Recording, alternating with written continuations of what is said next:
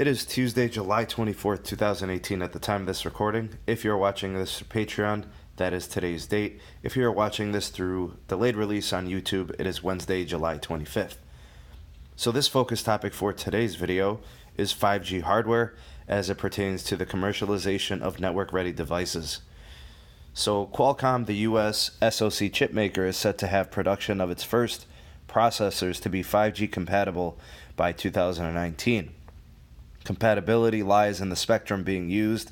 The issues here are going to be that the technology for 5G is going to be utilizing a millimeter wave variety spectrum.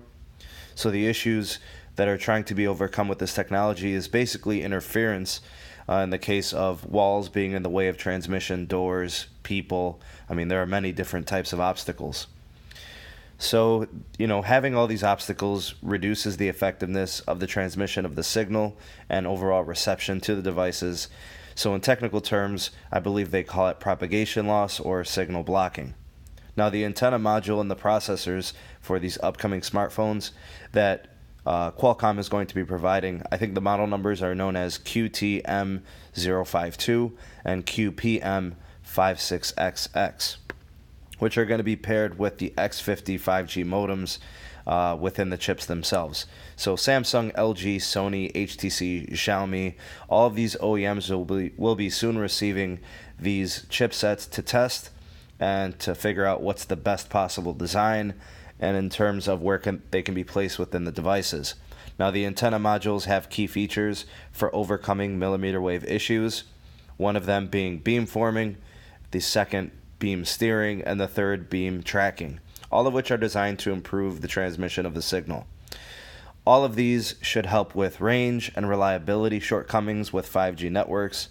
The specifications of the antenna's band compatibilities and the modules, they are going to support up to 800 megahertz of bandwidth in the 26.5 to 29.5 gigahertz range. I believe they call this N257 range. The entire 27.5 to 28.35 N261 range, and 37 to 40 gigahertz of the N260 millimeter wave bands. So those are the technical specs to that. They're also going to support massive MIMO technologies, which should help greatly with capacity and speed. Now, the modules themselves, I believe, contain 4 antenna receivers, which can fit into a chip into a smartphone. AT&T and Verizon already plan to use 5G pucks to serve as millimeter wave converters for incompatible devices. The pucks will basically rebroadcast the signal into a compatible Wi-Fi signal for devices that are considered predating this technology. So these Qualcomm-made antenna modules will likely be used in the pucks, but will probably have more than the 4 modules like smartphone chips will have. So I would say that these 5G pucks will probably have somewhere between like 8 to 16 of these antenna modules because the pucks are going to be very large. So they'll have more room to fit more antenna mods.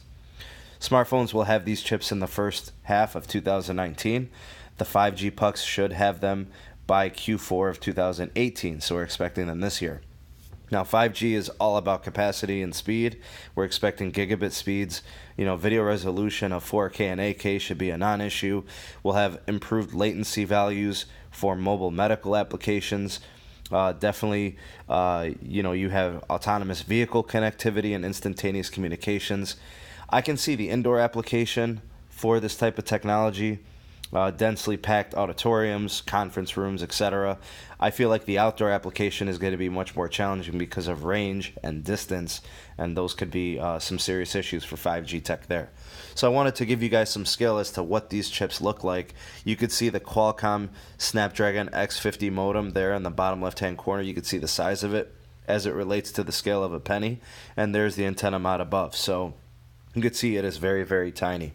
Now, this is kind of how things are going to be arranged for this modem.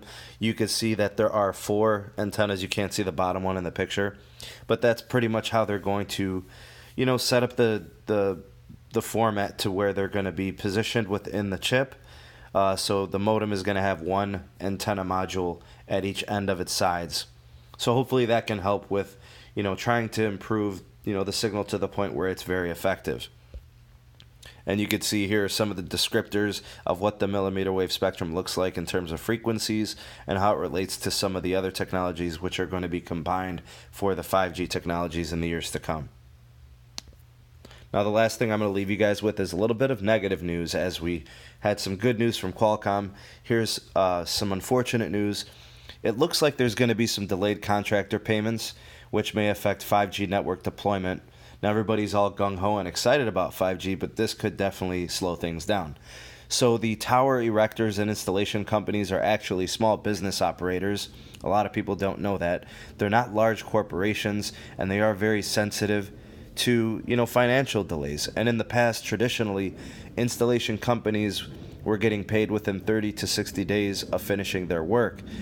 Now, with fifth generation network installations, these are rumored to be delayed, and the contractors may not receive payments for up to 90 to 120 days after completing the work. Now, network providers appear to be using bullying tactics. If you ask me, I think this is rather unfortunate. What they're doing is they're offering to pay less money to expedite the payments or delay the payments for full contracted amounts. So they're giving the contractors options as if they're good options. They're saying, okay, well, we'll give you your full amount that we contracted you for, but it's going to take us 90 to 120 days. So you basically have to sit and wait for your money. Or we'll give you less money, but we'll pay you a lot faster. So neither of those sound like good options to me. There's also the issue of there's a current workforce shortage. Nobody really wants to be a tower climber, apparently. So currently there are 30,000 technicians in the U.S., about 2/3 of what is probably needed to build out fifth generation networks in terms of infrastructure and the race to get the networks deployed. So small cell infrastructure is much simpler. It's much easier to complete. You don't have to climb ginormous towers. You're adding these small cells to light poles, current structures that are around buildings and street lights and things like that. The question now is if this is going to be an issue. So we see the contractor issue, payment issue, and a potential workforce shortage. If all of this is happening, is 2020 still a realistic goal for fifth generation networks to be completely deployed? Let me know what you guys think in the comments section below. I'd love to hear your thoughts and opinions on this and anything from the video. So thank you all for tuning in. Greatly appreciated. Please like the video, share the video, subscribe to the channel if you haven't done so already. Ding the bell to get notified whenever I upload new content. This is Steve from Steve Mobile Tech, and I will see you on the next video. Peace.